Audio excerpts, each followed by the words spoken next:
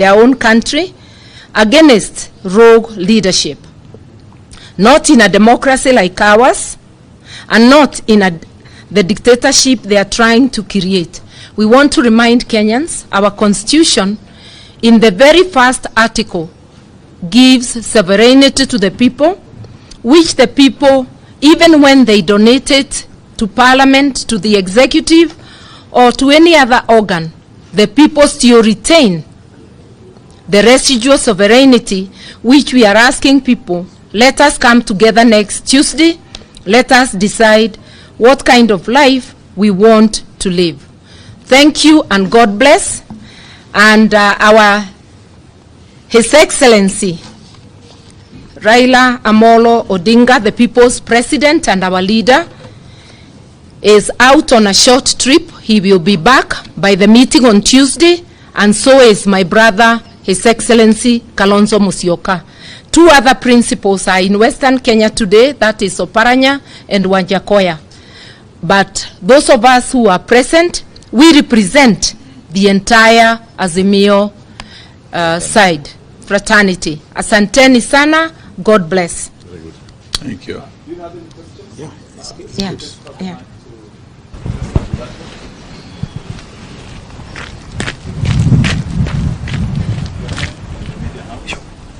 Okay. My name is Joel Chacha from K24 TV. Interior Caesar Kindiki Kithure on Sunday warned that even as Azimio opposes this particular Finance Bill 2023, there should not be an option of going to the streets, as he will not allow that. Perhaps your rejoinder on that. I think we just need to say that the Constitution is where our rights are entrenched. Our rights are not given by people sitting with donated power in public offices. The rights are God-given and entrenched in the Constitution. We seek no advice from anyone. Azimio is capable of taking its own decisions by looking at our laws and at the circumstances. That's what we would like to advise those who think they have become demigods. All right. My name is Emmanuel Tor from KTN News. Just a quick question. You put up a very spirited fight yesterday in Parliament, Honorable Piendai, and but you could barely manage 90 members to oppose the bill. Yet in the PG that we had here last time, you had 130 members on your corner. In your corner, are you concerned, and what action are you going to take for some members who actually voted during the physical vote for that bill? Thank you.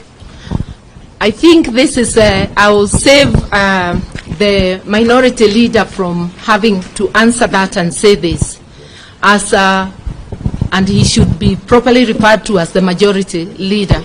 I think as we take stock of the next steps, each party and the coalition as a whole will seek to put their house in order.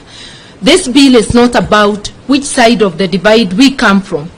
It's actually a question for each MP to ask themselves, were you elected by the executive or by the people? Whom do you represent in Parliament? That is something they will have to reckon with the electorate, even as the parties sit within Azimio to ask themselves what course of action, when we get to know the reason for each individual's absence. Thank you. Last question. My name is Jasa Tocheng from Daily Nation. Actually, my question borders on what my colleague has asked. I just want to know, we've seen the Orange Democratic Party is the only party that has written show cause letters to its members who did not participate in the voting during the second reading. Azimio consists of nearly 26 other parties. What is the position of these other parties? I think you also know that the process only concluded last night. So give the parties time to decide what they want to do to move forward. Also give our parliamentary group time, because it will begin from the parliamentary group, then to the individual parties. Let us not preempt. Okay, mimi naitwa Majimaji kutoka Geto Radio. Niko sure Kenyans wanataka hii financial bill iwe reversed? Is there a way